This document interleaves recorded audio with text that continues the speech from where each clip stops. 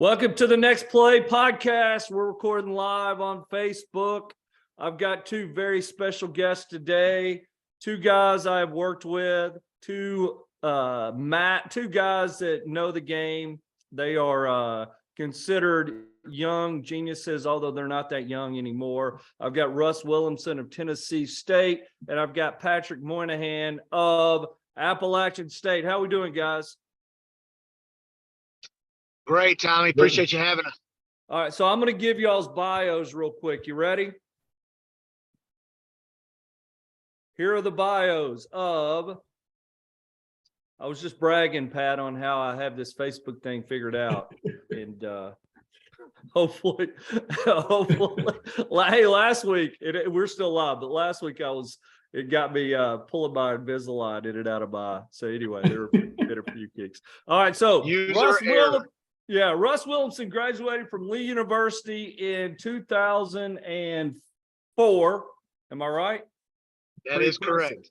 I did not look up your whatever bio. So he was an assistant there at Lee for several years. Then he goes to Tennessee Tech, stayed at Tennessee Tech for several years. Then he went to South Alabama. Now he is at Tennessee State in Nashville. And they just had a baby girl. How old's your little daughter now? 3.5 months. 3.5 months. That's amazing. So how's that going? You adjusted to fatherhood? Yeah, it's been an adjustment as far as responsibility wise. She's actually sleeping better than I thought she would. Last night we put her down about 7. She woke up about 10:30 crying and got her back down. She slept till 7 a.m. this morning.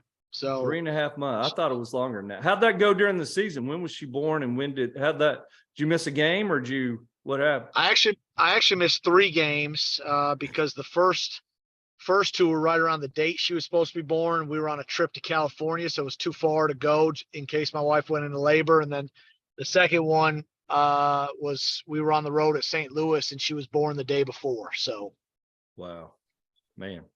Well, when you work for a good dude like I do, like my boss is the best with that stuff. Like he told me, he said, "You're not going on these trips." So that's pretty cool. So she's healthy, everything. What's her name? Ruthie Rose. Ruthie Rose. Yeah, she looks like her mom. She's real pretty, so that's good. Thank God on that. Hey, Tommy, one thing you left out of my bio is the greatest story that you and I have together was that time that we worked together at Lee. Yes, we did work together at Lee, and we're going to tell the John Meeks story here in a little while. I can't wait. When we had Meeks, Pat. So we had a small altercation in the office one day, and we're going to talk about that here in a little bit. So Pat Moynihan, his bio is this. Pat played basketball at North Georgia University. He graduated in 2011. Is that right? 13. I was redshirted a year. Okay. And then he went and worked at North Alabama for how many years? 2. Then you went straight to Presbyterian College, where we worked together, correct? You're missing a stop. No, he was the film guy. He was the video guy at Troy University. That's right. Yeah. And so then we hired Pat at Presbyterian and stayed there 2 years. And now this is year 4 at Appalachian State, correct? Yep. Now, Pat is not married, and Russ, I mean, not seeing, I mean, I guess he's got a really special person now, and hopefully it'll work out for him. I'm very doubtful. Russ, do you see that working out for him? Well, I mean, age is in the eye of or beauty's in the eye of the beholder, right? So I asked Pat one time, I said, what's the main thing you're looking for in, a spouse, a wife? He goes, I want to make sure this is really a great good story in the stands during March Madness. That was his whole deal. So anyway, he sounds like a good prerequisite. Yeah, because they show. I mean, the camera adds 10 pounds, so you got to keep that in mind. Have you told her that, Pat? I mean, yeah, no, that one is keep that one has not been mentioned. Quiet. So, all right. So we're going to talk a little bit about Sweet 16 here, and then we'll see where it goes. And we got, Rush, you got our mind. We're going to finish up on the John Meeks story. Okay. That's going to be last, so we'll keep that last. All right. So how are any surprises from your insider, guys that live on film, live on Synergy, played some of these teams? What kind of surprises we got, Pat? You go first. Man. What about Tennessee beating Duke? Did that? I mean, that was a high level game. I really enjoyed watching that game. Tennessee, what do you think about the officiating in that game, Russ? Hey, I mean, what are we going nuts about? Come on. Let it happen. I mean, it's like the NBA playoffs. It's a completely different game. Yeah, there you toughen go. up. There you go. Who's in your bracket, Final Four wise, Russ? Who you got? Do you fill one out? Yeah, I did. My wife and I had to do bragging rights. I've got Texas, Alabama. I had Marquette. They got beat. And then I've got who on my bottom side? You put me on the spot. Alabama. You got UConn. Who you got? I think it is UConn. It is UConn. Pat and I actually had the same Final Four. Go ahead, Pat. UConn. Yeah. Texas, Alabama, and we had Duke, and they got beat. Yeah. I had Duke. So we had three. I had 3 out of those 4. Yeah. It's gonna be interesting. I think a lot of people had those 4. All right, so we work you guys do. I'm out. I teach mental toughness and confidence, and I'm so glad I'm out. So let's talk about this profession that you guys are in. There are a lot of bad people, but let's talk about some of the good people out there. Let's talk about, who do you think the best person is left in the Sweet 16?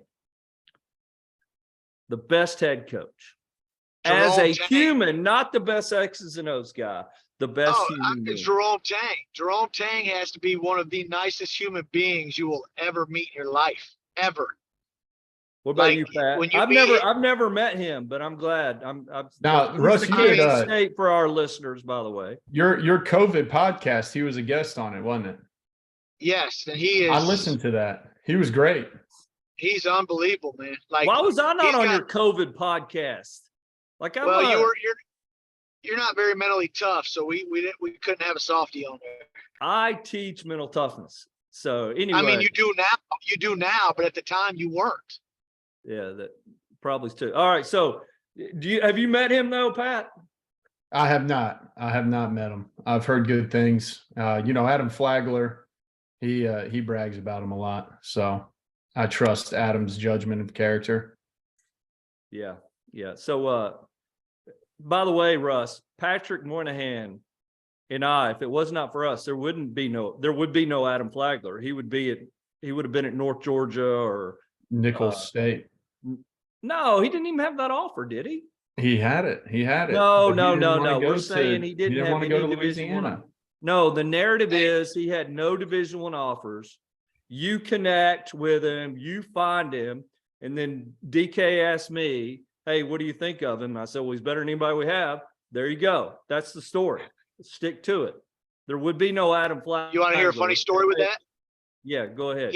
Don't tell me how you could have had him or something. He came to our elite camp 2 years in a row at South Alabama, and none of us thought he was good enough. Our entire staff, we evaluated him 2 straight years. Nobody thought he was good enough. So that tells you a lot of this stuff, man, is all about opportunity. Yeah. Kevin Murphy, a kid I had at Tennessee Tech that ended up getting drafted, he really didn't have a lot coming out. He played 20 minutes a game for us as a freshman, gained confidence. He's a 2,000-point scorer, scores 50 in a game his senior year, and gets drafted by the Jazz. Kevin Murphy was from Georgia, right? Yes, Creekstad High School.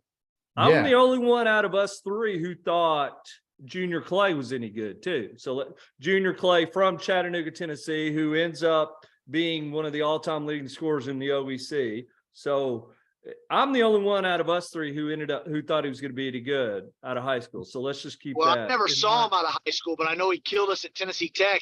He's the first ever with COVID. He's the first ever 5-time all OVC player.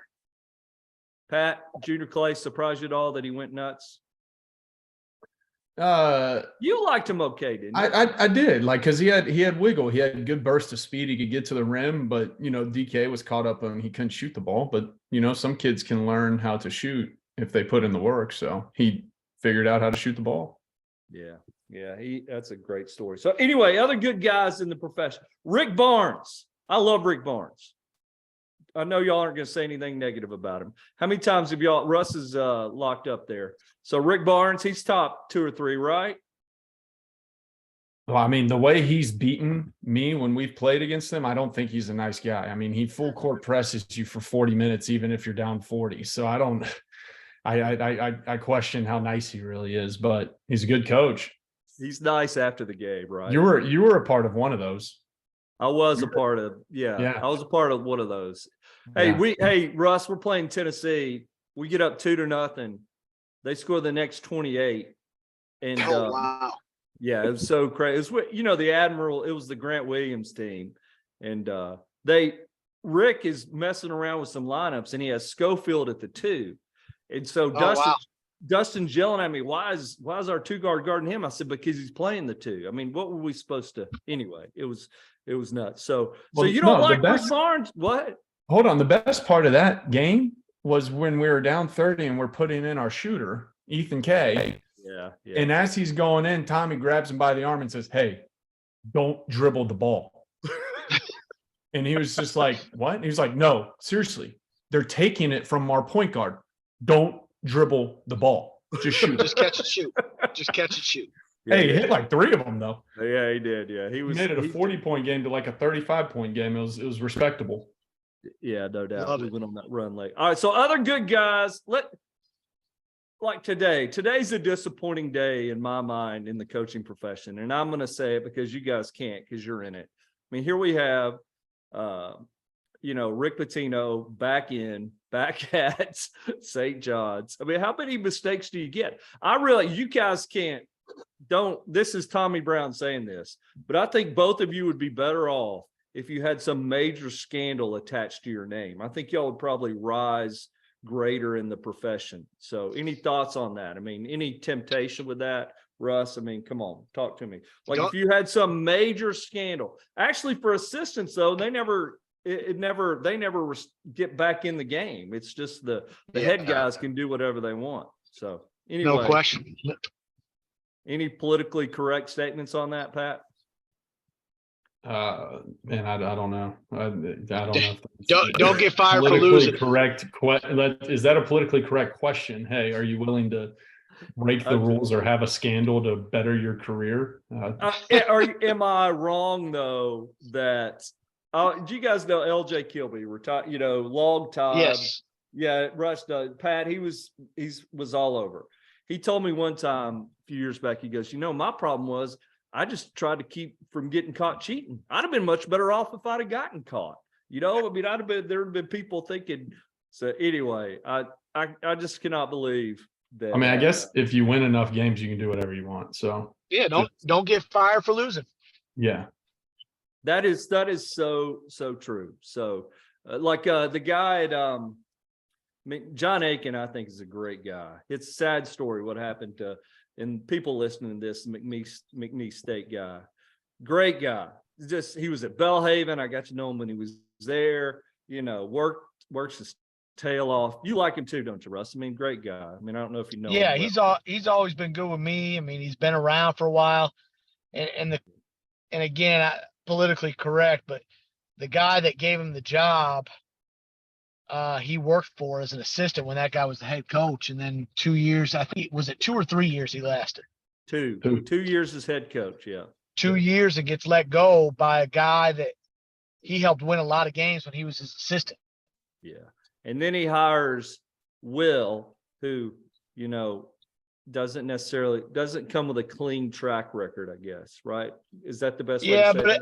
I think the whole Will Wade stuff is very similar to Kelvin Sampson at Indiana. The rules were just different at the time. Like if Will would have done what he's doing now in NIL, everybody would praise him. He was just 2 years before that stuff. So let's talk I'm glad you brought that up, Russell. Let's talk mid-major NIL. How does it affect? Everybody thinks this whole thing's changed.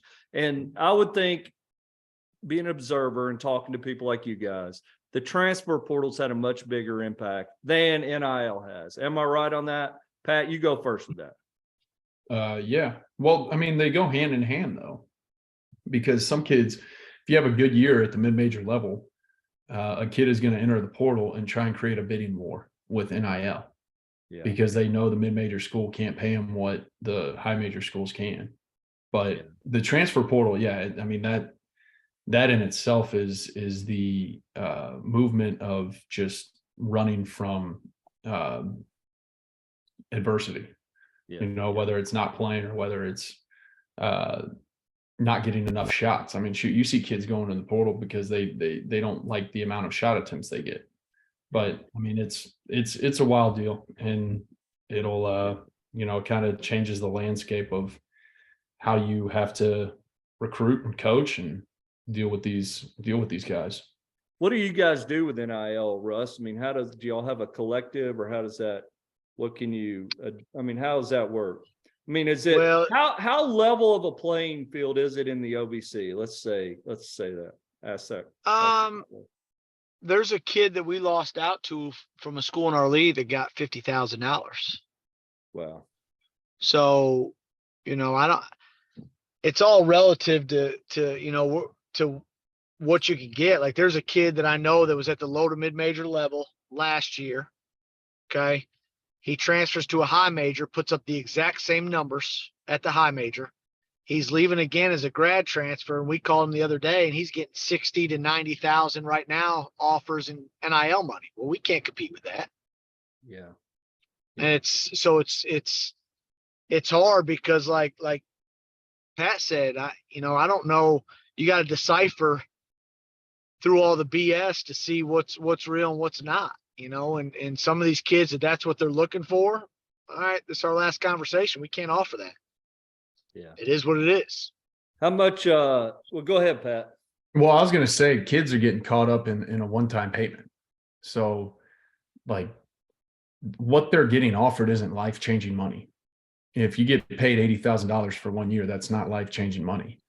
But if you go to the right place where you don't get paid $80,000 and you put up numbers and you have a good season, you can go get paid overseas for a career and prove yourself over there. But you can run to the $80,000 or $90,000, not play, be a bad fit, and now your career is essentially smushed.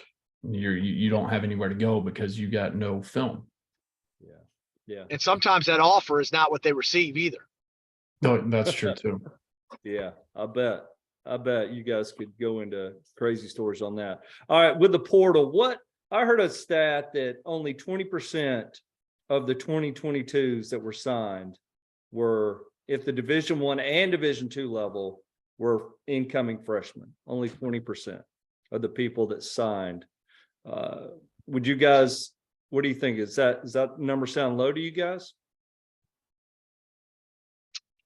I mean, I can only tell you about what we do. We try to sign 2 high school kids in the fall, and then do the portal in the spring. So we had 2 kids this year that were freshmen, and then we signed a JUCO kid that had 3 years left.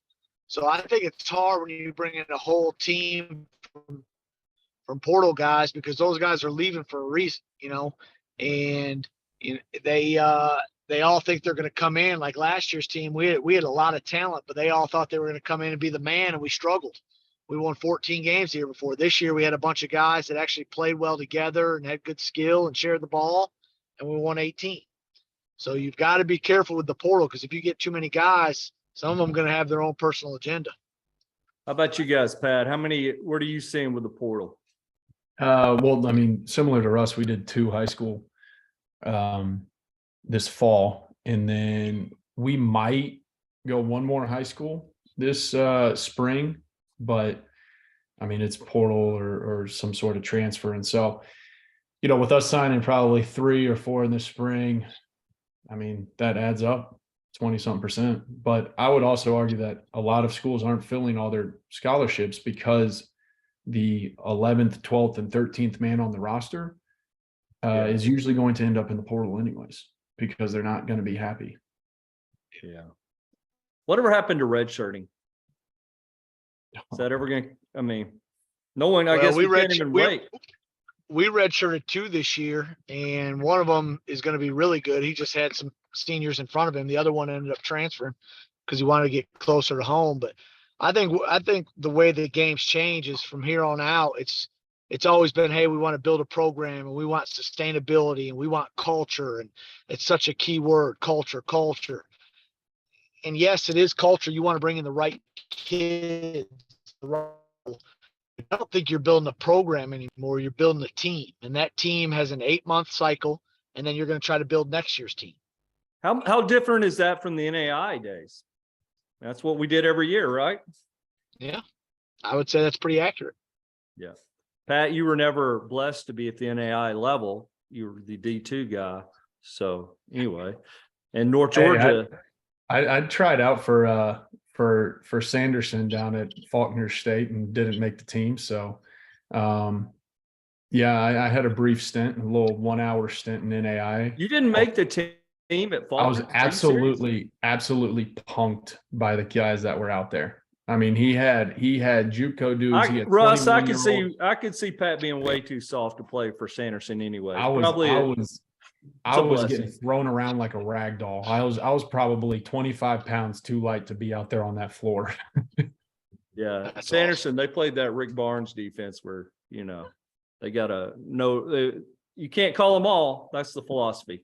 Yeah, so you can't call them all. All right, so let's wrap up with this.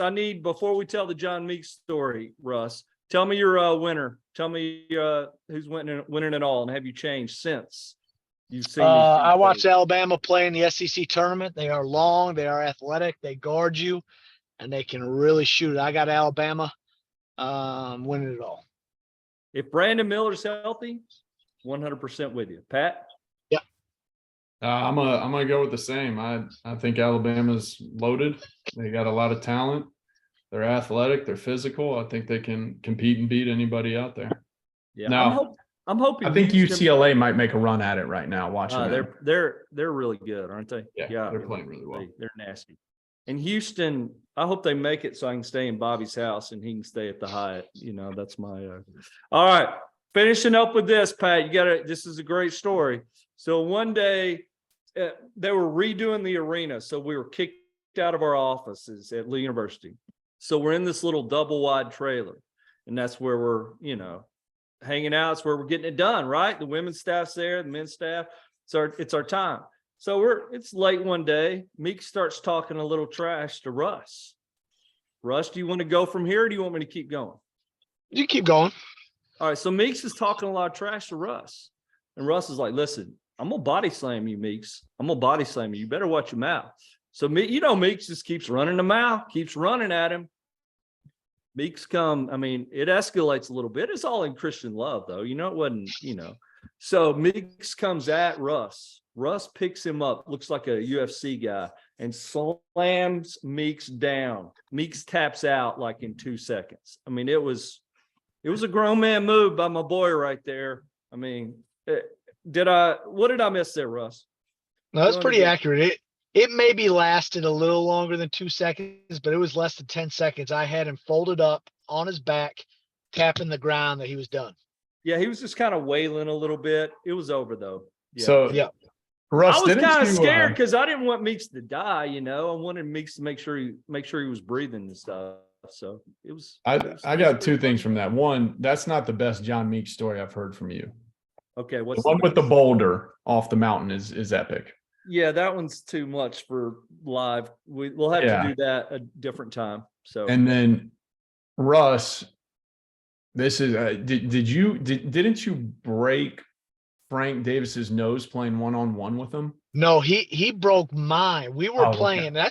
That's why he's not on this Zoom. He knows I'm still mad about it. We're playing, and he was supposed to be on this Zoom, but he backed out. So there you go. We were playing 2-on-2. It was me and Cabrera versus Frank and Brian Cloman, who's at Charleston. Okay, and the way I always played is the law of escalation. If you foul me, I'm gonna foul you harder if you don't call it. So Frank fouled me, didn't call it. So the very next possession, he goes up for a layup. I push him in the back into he falls off the floor. Very next possession, I crawl up in him. He swipes with his elbow. Boom. Next thing I know, I fold like a tree in a hurricane. I just drop down, blood everywhere. Pretty weak move. What do you think? Yes. Was it a flagrant 1 or 2? Oh, there's Hey. no doubt. He Hey. may have been ejected. Wait, were you in his cylinder? I was, but there was intent. Like he wasn't even looking at the rim. He just locked in on my nose and went boom. I folded like a tree, bro. It was bad. You had to have surgery or something, didn't you? No, I'm tougher than that. I popped it back in place myself. There you go. All right. All right. Well, that concludes, gentlemen. It is great to catch up with you, and we will hopefully see you soon. Thank you for being on here. How can people get in touch with you guys? Do you want people to get in touch with you or not? Pat, do you? Go ahead. Go ahead, Pat. Yeah, sure. You can call me. My number is 770-595-5415 anytime you want. I don't know whose number that is, but I know it's not yours.